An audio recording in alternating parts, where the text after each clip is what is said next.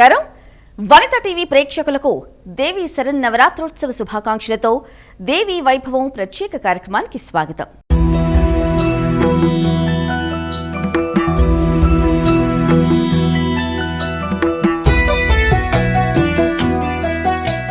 Yeah దేవి సర్వభూతేషు శక్తి రూపేణ సంస్థిత నమస్తస్యై నమస్తస్యై నమస్తస్యై నమో నమః. ఈ సృష్టి అంతా శక్తిమయం. ఈ సృష్టి సమస్తం శక్తి అనే చైతన్యం ద్వారానే నడుస్తోంది. శక్తి లేనిదే శివుడు సైతం లేడు. ఆ తల్లి లేని చోటు ఈ జగత్తులోనే లేదు. ఆ జగన్మాతే భక్తులను అనుగ్రహించేందుకు అష్టాదశ శక్తిపీఠాల్లో కొలువై ఉంది. లంకలో శాంకరిగా, కంచిలో కామాక్షిగా, శ్రీశైలంలో భ్రమరాంబికగా, ఉజ్జయినిలో కాళికగా, కాశీలో విశాలాక్షిగా, పేర్లు ఏవైనా అన్నింటా ఉన్నది ఆ తల్లి. మనలో చాలా మందికి తమ జీవితంలో ఒక్కసారైనా అష్టాదశ శక్తి పీఠాలను దర్శించాలి అనేది చిరకాల స్వప్నం. అందుకే దసరా శరన్నవరాత్రుల్లో భాగంగా మహాచండీ అలంకారాన్ని పురస్కరించుకొని తెలంగాణలో వెలిసిన ఏకైక శక్తిపీఠం జోగులాంబ క్షేత్రాన్ని మీ కళ్ల ముందు ఆవిష్కరిస్తోంది మీ వనితా టీవీ. అరుదైన శక్తిపీఠాన్ని కనులారా దర్శించండి. అమ్మవారి అనుగ్రహానికి పాత్రులు కండి.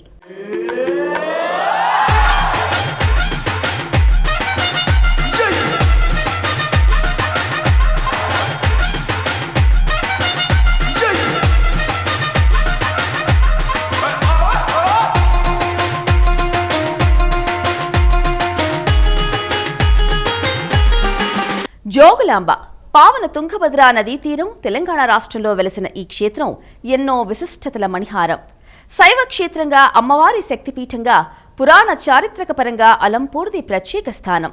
దక్షిణ కాశీగా మాత్రమే కాదు, శ్రీశైలానికి పశ్చిమ ద్వారంగా వెలుగొందుతోంది ఈ పుణ్యధామం. ఓసారి జగన్మాత ఇక్కడ జోగులాంబగా అవతరించడం వెనుకున్న పురాణ గాథను తెలుసుకుందాం.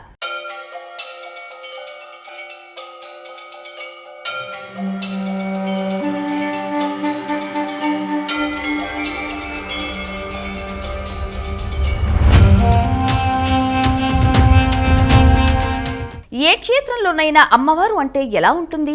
ప్రసన్న వదనంతో, మందహాసంతో దర్శనమిస్తుంది. కానీ కురులు విరబోసుకుని ఉగ్రమైన నేత్రాలతో దర్శనమివ్వడం మీరెప్పుడైనా చూశారా? బల్లి, గబ్బిలం, తేలు, కపాలం వంటివి తల్లి విరులలో కనిపిస్తూ ఉంటాయి. ఇలాంటి అరుదైన రూపం అలంపురం శక్తిపీఠంలో మాత్రమే ఉంటుంది. అంతటి రౌద్ర రూపం అలంపురంలో తప్పించి మరే క్షేత్రంలోనూ కానరాదు. దృష్టి దోషాలతో సతమతమయ్యేవారు, తీరని పీడలు, బాధలు ఉన్నవారు ఆ తల్లిని దర్శిస్తే అరిష్టాలు తొలగిపోతాయని విశ్వాసం. అమ్మవారి కంటే ముందుగా ఈ క్షేత్రంలో కొలువైన అయ్యవారిని దర్శిద్దాం. అలంపురం క్షేత్ర ప్రధాన దేవతలు జోగులాంబ, బాలబ్రహ్మేశ్వరులు. అయితే మరెక్కడా లేని విధంగా అలంపురంలో మాత్రమే నవబ్రహ్మ ఆలయాలు దర్శనమిస్తాయి. బ్రహ్మను 9 రూపాల్లో అనుగ్రహించిన శివుడికే బ్రహ్మేశ్వరుడు అని పేరు. ఇక్కడి నవబ్రహ్మ ఆలయాలను 7వ శతాబ్దంలో బాదామి చాళుక్యులు నిర్మించారు. తారక బ్రహ్మ, స్వర్గబ్రహ్మ, పద్మబ్రహ్మ, బాలబ్రహ్మ, గరుడబ్రహ్మ, కుమారబ్రహ్మ, అర్కబ్రహ్మ, వీరబ్రహ్మ, విశ్వబ్రహ్మలుగా స్వామి ఈ క్షేత్రంలో కొలువై ఉన్నాడు. అద్భుతమైన శిల్ప సంపదకు తార్కాణంగా నవబ్రహ్మాలయాలు దర్శనమిస్తాయి. అయితే వీటిలో బాలబ్రహ్మేశ్వర స్వామి ఆలయమే ప్రధానమైనది. గర్భాలయంలో కొలువుదీరిన బాలబ్రహ్మేశ్వర స్వామి స్వయంభువు. ఈ స్వామిని దర్శించినా, అభిషేకించినా, కాశీ విశ్వనాథుని ఆరాధించిన ఫలితం లభిస్తుంది. యావత్ ప్రపంచంలో మరి ఎక్కడా లేని విధంగా నవబ్రహ్మ ఆలయాలు కొలవైన దివ్యధామం అలంపురం పుణ్యక్షేత్రం. ఈ క్షేత్రానికి మూలం ఏమి అంటే, స్కాందపురాణం ప్రకారం ఒకానొకసారి బ్రహ్మదేవుడు మునీశ్వర శాపగ్రస్తం చేత బ్రహ్మత్వాన్ని కోల్పోవడం జరుగుతుంది. తిరిగి బ్రహ్మత్వాన్ని సంపాదించుకునే క్రమంలో ఉత్తరవాహిని తుంగభద్రా తీరాన నిర్జనమైన ప్రదేశంలో ఆయన ఇక్కడ కూర్చొని పరమేశ్వరునికి తపస్సు ఆచరిస్తారు. ఎప్పుడైతే బ్రహ్మదేవుడు తపస్సును ఆచరిస్తారో పరమేశ్వరుడు ఉద్భవమవుతాడు. బ్రహ్మ ప్రేరణ చేత పరమేశ్వరుడు ఉద్భవించాడు కాబట్టి అది కూడా విగ్రహం చిన్నదిగా ఉంటుంది కాబట్టి ఇక్కడ బాలబ్రహ్మేశ్వరుడు అని పేరు.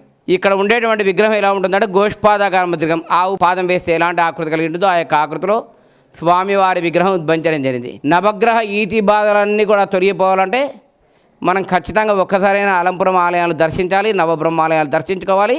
అందుకు మూలకారమైన బాలబ్రహ్మేశ్వరుని ఆరాధించాలి, సేవించాలి. శ్రీశైల క్షేత్రానికి పశ్చిమ ద్వారంగా అలరారే అలంపుర క్షేత్ర పట్టపురాణి జోగులాంబాదేవి. ఆ తల్లిని దర్శించిన వారికి తొలగని కష్టం అంటూ ఉండదు. జోగులాంబాదేవిని చూడడానికి ఉగ్రస్వరూపిణి కాని కరుణించనులో మాత్రం ఆ అమ్మవారికి మించిన మాతృస్వరూపిణి మరొకరు లేరు. శ్రీశైల భ్రమరాంబికకు మల్లే ఈ అమ్మవారు కూడా ఏడాదికోమారు నిజరూపంలో దర్శనమిస్తుంది. ఆ అమ్మవారి దర్శనం చాలు మన అరిష్టాలు తొలగిపోవడానికి. ఈ శరన్నవరాత్రుల వేళ అలంపురం జోగులాంబాదేవిని కనులారా దర్శించి తరిద్దా. లంబస్థనీం వికృతాక్షీం ఘోరరూపాం మహాబలాం ప్రేతాసనా సమారూఢాం జోగులాంబాం నమామ్యహం. మహోన్నత పీఠంపై మహా తేజోవంతమైన రూపంలో భక్తులకు దర్శనమిచ్చే బాలబ్రహ్మేశ్వరుని పట్టమహిషి అలంపుర జోగులాంబిక. విరబోసుకున్న కురులతో శిరస్సుపై తేలు, గబ్బిలం, కపాలం వంటి చిహ్నాలతో ప్రేతాసనంపై అమ్మవారు సాక్షాత్కరిస్తుంది. ఎవరింట్లో అయితే జీవకళ తగ్గుతుందో అక్కడ బల్లుల సంఖ్య పెరుగుతుందని, ఆ కళ మరింత క్షీణిస్తే అక్కడికి తేళ్లు చేరుతాయని దీని సారాంశం. ఆ తరువాతి దశ అక్కడికి గబ్బిలాలు చేరడం. ఆ జీవకళ మరింత క్షీణిస్తే ఆ ఇంట్లో మరణం సంభవిస్తుందని చెప్పడానికి అమ్మవారి తలలో ఉన్న కపాలం ఓ ఉదాహరణ అని ఐతిహ్యం. ఇంట్లో జరిగే శుభాశుభాలకు అమ్మవారు ప్రతిరూపమని, అందుకే జోగులాంబ అమ్మవారిని గృహచండిగా పూజించడం ఆనవాయితీ. వాస్తుదోష నివారణలకు కూడా అమ్మవారిని మొక్కితే త్వరితగతిన ఫలితం లభిస్తుందని భక్తుల నమ్మకం. జోగులాంబ అంటే యోగుల తల్లి అని అర్థం. తమను పట్టిపీడించే దుష్టశక్తుల నుంచి కాపాడమని యోగులు కోరగా ఉగ్రరూపంలో అసురశక్తులను అమ్మవారు సంహరించిందని పురాణగాథ. యోగుల కోరిక మేరకు తాంత్రిక ఉగ్రరూపంలోనే జోగులాంబాదేవి ఈ క్షేత్రంలో కొలువై ఉంది. కపాలాలను యజ్ఞోపేతంగా ధరించింది. అమ్మవారి శిరస్సు మీద మనం బాగా గమనిస్తే బల్లి, తేలు, గుడ్లగూబ శిరస్సుకు అలంకరణగా ధరించి ఉంటుంది ఆ అమ్మవారు. ఏమి బల్లి, గుడ్లగూబ, తేలు అంటే అమ్మవారి అష్టోత్తరంలో కూడా వస్తుంది 21 నామం. బల్లి, వృశ్చిక, గుగాది, శిరోలంకారం, మండితాయనమోన ఇవి శకునానికి సంకేతాలుగా మనం చెప్పవచ్చు. అంటే బల్లి పడే ఆ యొక్క స్థానాన్ని బట్టి ఆ యొక్క శుభ అశుభ ఫలితాలు మనకు గోచరిస్తాయి. ఎప్పుడైతే అమ్మవారిని మనం దర్శిస్తామో ఈ యొక్క శకునాలను అమ్మవారు ఆధీనంలో ఉంచుకుంది కాబట్టి మనకు సకల శుభాలు చేకూరుతాయి. కపాలాలను యజ్ఞోపేతంగా ధరించింది, శవాన్ని ఆసనంగా వేసుకొని కూర్చోయింది. ఇట్లా అమ్మవారు మనకు భక్తులను అనుగ్రహిస్తూ వస్తుంది. దృష్టి దోషాలు ఉన్నవారు సైతం అమ్మవారికి నిమ్మకాయల మాలలు సమర్పించి ప్రత్యేక పూజలు చేయిస్తారు. ఒకప్పుడు ఈ క్షేత్రంలో జోగులాంబ అమ్మవారికి అద్భుతమైన శిల్పకళతో కూడుకున్న ఆలయం ఉండేది. అయితే 14వ శతాబ్దంలో ముస్లిం రాజుల దండయాత్రలో అమ్మవారి ఆలయం ధ్వంసమైంది. అమ్మవారి మూల విరాట్టును మాత్రం భక్తులు భద్రపరిచారు.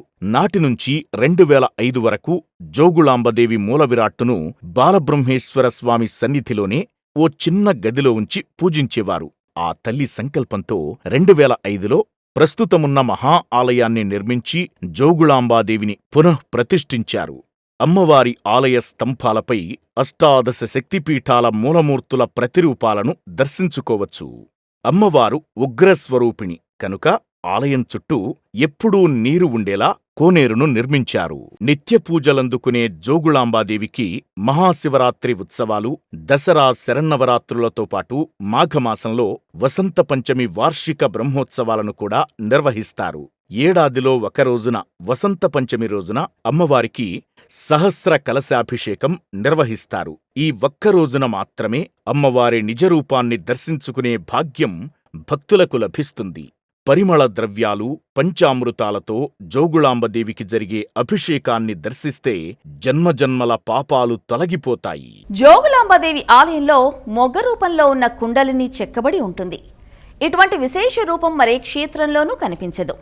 ఈ ఆలయాన్ని సందర్శించుకుంటే కుండలిని శక్తి జాగృతమవుతుందని, కుండలిని జాగృతమవ్వడమంటే మోక్షానికి దగ్గరగా చేరినట్లేనని చెబుతారు. కుండలిని జాగృతమైన మనిషికి ఇహంతో పని ఉండదని చెబుతారు. అందుకే కాశీ సమాన క్షేత్రంగా అలంపుర ధామాన్ని కొనియాడుతారు. అలంపూర్ జోగులాంబ ఆలయ దర్శనం భక్తులకు మరపురాని ఆధ్యాత్మిక అనుభూతిని మిగుల్చుతుంది. ఆలయ పురాతన నిర్మాణశైలి భక్తులను కట్టిపడేస్తుంది. అత్యద్భుతమైన గోపురాలు, వాటిపై ఉన్న శిల్పకళ, స్తంభాలు అప్పటి నిర్మాణశైలికి సజీవ సాక్ష్యంగా ఉన్నాయి. అంతేగాక గుడి పైభాగంలో ఉసిరికాయ ఆకృతిని పోలిన శిలను ఉంచి దానిపై శిఖరాన్ని ఏర్పరిచిన తీరు ఆశ్చర్యానికి గురిచేస్తుంది. గర్భాలయ ప్రవేశ ద్వారబంధాలకు చిత్రాలంకార శిల్పాలు, ద్వారపాలకులుగా గంగా యమునల విగ్రహాలు ఉంటాయి. కాశీ క్షేత్రానికి అలంపురం క్షేత్రానికి చాలా దగ్గరి పోలికలు ఉన్నాయని అంటుంటారు. ఉత్తర భారతంలోని శ్రీ కాశీ విశ్వేశ్వర స్వామిని దర్శిస్తే ఎంతటి పుణ్యఫలం దక్కుతుందో, అలంపూర్లోని బాలబ్రహ్మేశ్వరుణ్ణి దర్శించినా అంతే మహాపుణ్యం లభిస్తుందంటారు పండితులు. కాశీ క్షేత్రంలో గంగానది ఉంటే అలంపూర్లో తుంగభద్రా నది ఉంది. అక్కడ విశ్వేశ్వర విశాలాక్షులు ఉంటే ఇక్కడ బాలబ్రహ్మేశ్వర జోగులాంబలు కొలువై ఉన్నారు. కాశీ సమీపంలోని ప్రయాగలో గంగా యమునల సంగమం జరిగితే అలంపూర్లో తుంగభద్రా కృష్ణానదులు కలిసి సంగమేశ్వరంలో కలుస్తాయి. కాశీలో వరుణ, అసి అనే నదులు సంగమిస్తే అలంపూర్లో వేద, నాగవతి నదులు కలుస్తాయి. కాశీలో ఉన్నట్లే 64 స్నానఘట్టాలు, 18 తీర్థాలు, 18 శక్తిపీఠాలు అలంపూర్లో కూడా ఉన్నాయి. అందుకే ఈ పార్వతీ పరమేశ్వరుల క్షేత్రాన్ని దక్షిణ కాశీగా అభివర్ణిస్తుంటారు.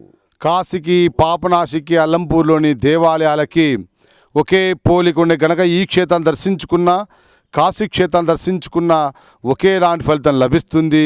ఒకే పోలిగుణ చెప్పడం జరిగింది జగద్గురు ఆదిశంకరాచార్యులు. అల్లంపూర్లో బ్రహ్మేశ్వరుంటే కాశీలో విశ్వేశ్వరుడు, అంటే ఈ బ్రహ్మేశ్వరుడే ఆ విశ్వేశ్వరుడు. సాకాశీ హేమలాపురి, అక్కడ ఆ క్షేత్రం కాశీ అనే పేరుతో పిలబడితే ఈ క్షేత్రం హేమలాపురి అని, ఆ కాశీయే ఈ హేమలాపురం. సా గంగా తుంగభద్రేయం, కాశీలో ఉత్తరవాహిని గంగానది ఉత్తరాన్ని భవిస్తే అల్లంపూర్లో ఉత్తరవాహిని తుంగభద్రా నది ఉత్తరాన్ని భవిస్తుంది. కాశీలో 1,000,000 శివలింగాలుంటే అల్లంపూర్లో 1,000,001 శివలింగం. కాశీలో విశాలాక్షమ్మార్ శక్తిపీఠం ఉంటే జోగులాంబాదేవి. కాశీలో బ్రహ్మ ఆలయం ఉంటే ఇక్క బ్రహ్మ ఆలయం. కాశీలో గంగా యమున సంగమం ఉంటే కృష్ణా తుంగభద్ర. కాశీలో పాప వినాశనం క్షేత్రం ఉంటే ఇక్కడ ఈ క్షేత్రం పేరే పాప వినాశం. జోగుళాంబా మహాదేవి రౌద్రవీక్షణలోచన, అలంపురీ స్థితామాత సర్వార్థ ఫలసిద్ధిదా. శ్రీమాత్రే నమః.